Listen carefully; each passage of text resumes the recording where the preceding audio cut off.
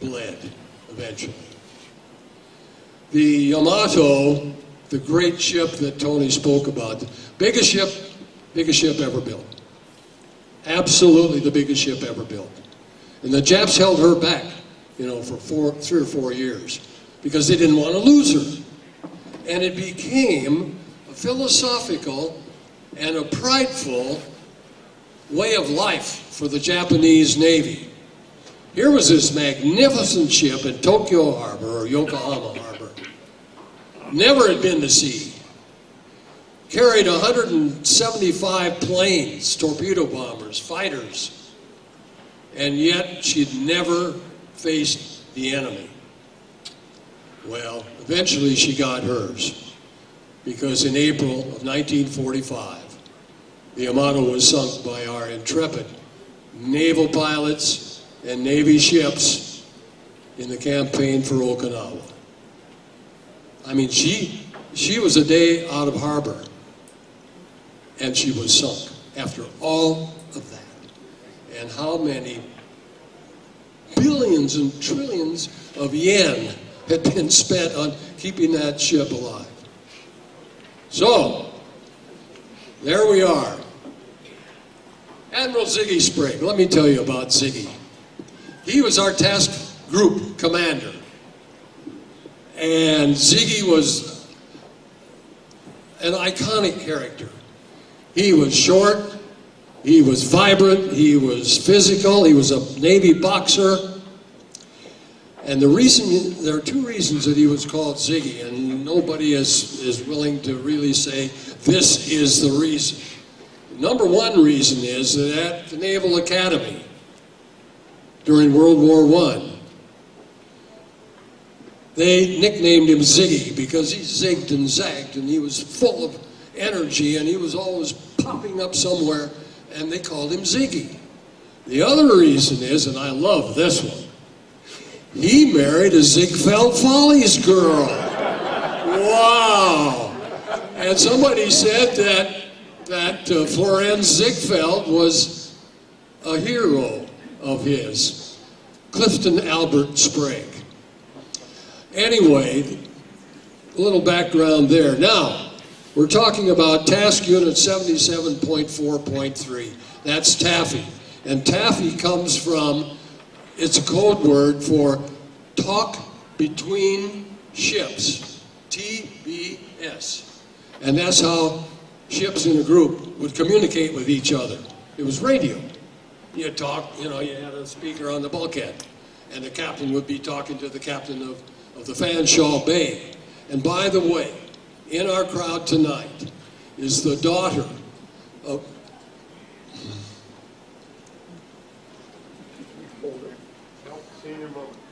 Admiral, I'm trying to control myself. Admiral Douglas Johnson was the commanding officer of the Fanshawe Bay. I had the honor of meeting him once here in Cincinnati, and his daughter lives here. Diane, would you just stand up and say hello and wave to the crowd? And Diane is a super patriot, and she's so proud of her family, and rightfully should she be, and I'm so glad she's here, and God bless you all.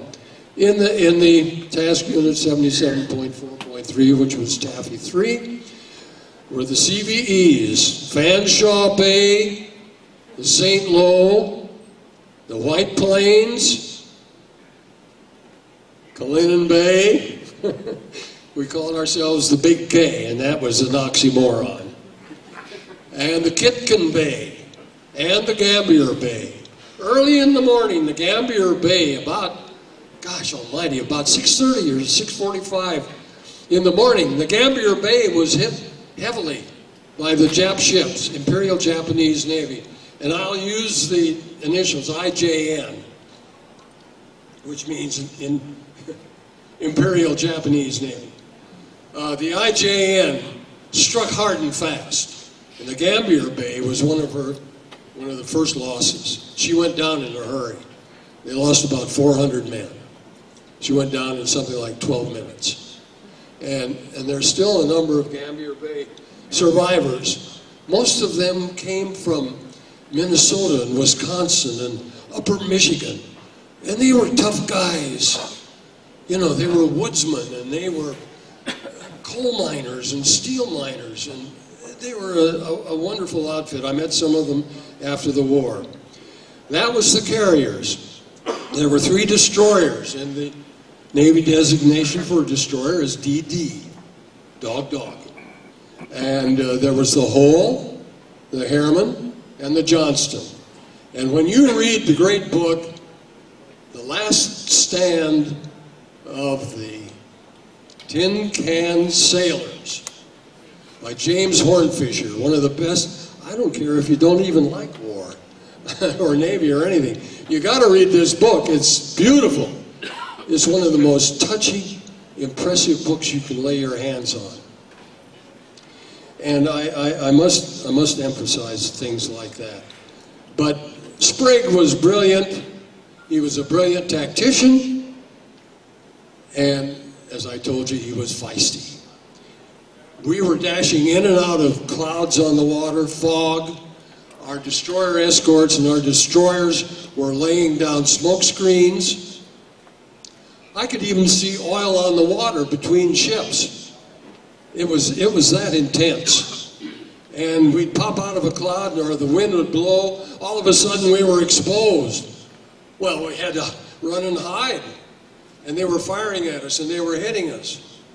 And the reason that I'm standing here today, and all those who survived for the same reason, is because we had a thin-skinned ship.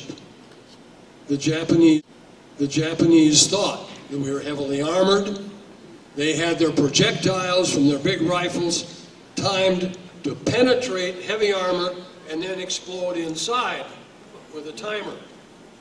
Well, everything they hit us with, went clear through us, from side to side, and exploded beyond with the timer, 200-300 yards beyond us.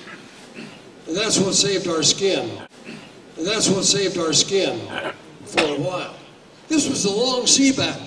Usually sea battles are very short. Even in Napoleonic times, Nelson's victory won a battle in 27 minutes against the French and the Spanish. We fought for 3.5 hours. And then there was extended period after that even, as we were all scattered across the sea.